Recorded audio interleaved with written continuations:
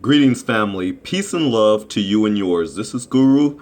Thanks for visiting my channel. This vlog is about the New Jersey police officer who shot and injured an unarmed black man in front of his two sons. Family and unidentified Paterson police officer shot Larry Bowie, an unarmed black man, on Saturday, leaving him in critical condition. Activists are pushing for the release of body camera footage and the name of a local police officer who shot a 41-year-old black man in Paterson, New Jersey, this weekend. Larry Sincere Bowie and Tasha Wade were in the car with their two sons when the vehicle's battery died near a police station on Saturday. Bowie tried to find help and ran into his brother, who was selling merchandise on a nearby street.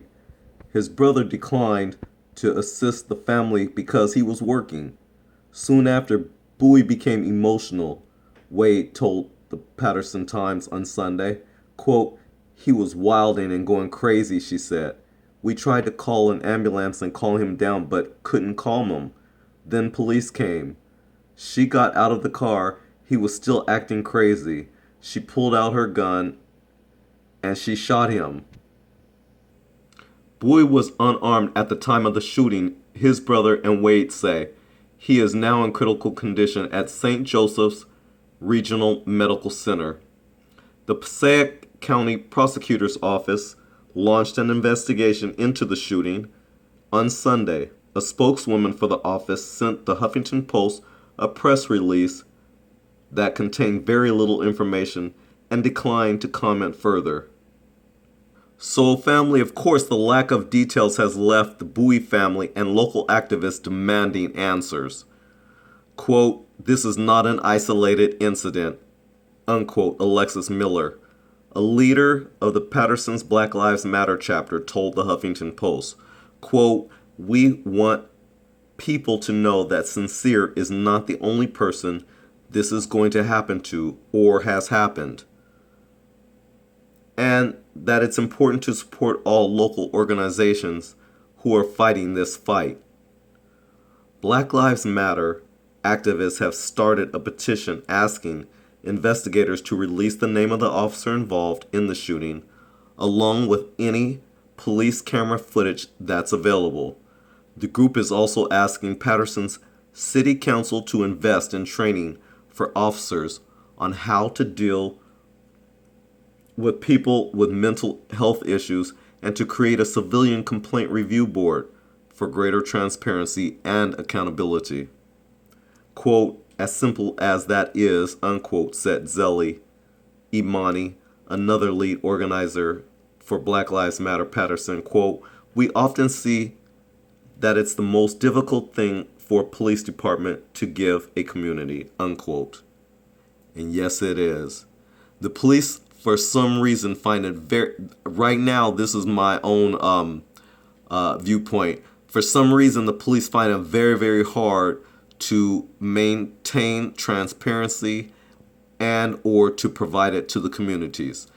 For some reason, they have a problem with video footage where it shows them in their true light. You would think that the police, who are supposed to be for law and order, that they would welcome video footage to show how great their behavior is. You would think that they would welcome it. But see, that's how we catch white people in their lies, including those who maintain innocence. Because if you really put your logic and your common sense together, you start wondering, why is it that the police don't want to be videotaped? They'll accept videotapes showing a criminal doing a crime, but they don't want videotapes of them in their line of duty. Isn't that odd?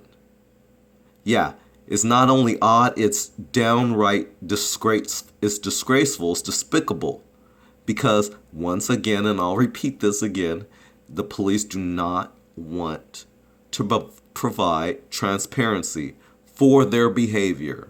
And there's a reason for that. And if you're too stupid to figure that out, then you should turn off your computer right now. Just turn this video off. Stop it right now and take your dumb ass and go somewhere else, because really, this is serious. This is about black lives that do matter. And we're freaking tired of this.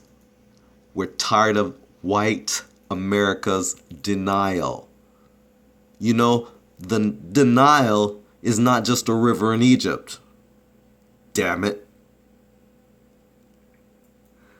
But I digress, family. So, the Paterson Police Department has a history of police misconduct. In 1995, protests rocked the city after a white officer shot 16-year-old Lawrence Myers, who was unarmed, in the head. In another gruesome case from 2013, Paterson police officers severely beat Alexis Aponte and Miguel Rivera after an altercation in a bar. An officer punched Aponte several times while he was handcuffed and then dragged him down the street.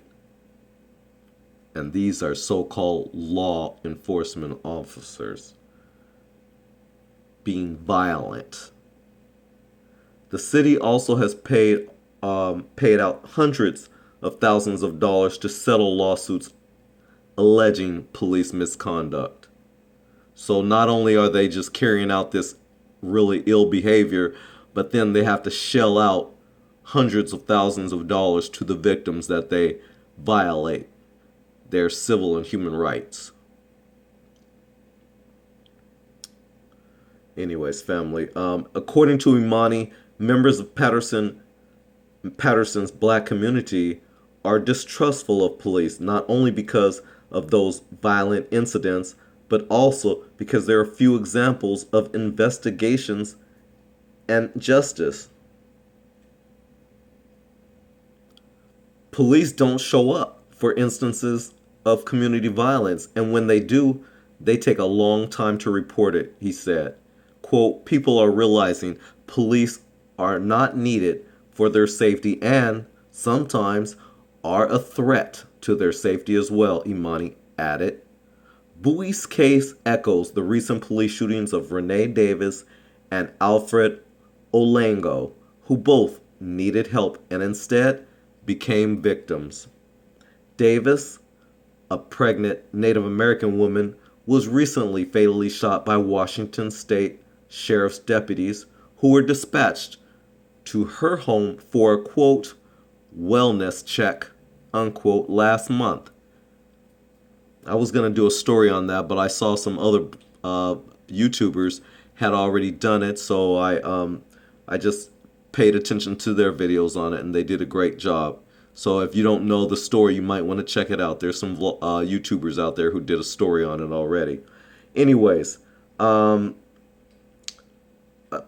Davis, a pregnant Native American woman, was fatally shot by Washington State deputies who were dispatched to her home for a wellness check last month. Orlango's sister contacted police in California for help in September because her brother was, quote, not like himself, unquote. But they shot and killed the unarmed black man. So family, with that said, that is the end of this vlog here. I hope you like it. If you do, please like, share. Thanks again for watching. I appreciate it. Until the next vlog, we'll see you again. Take care.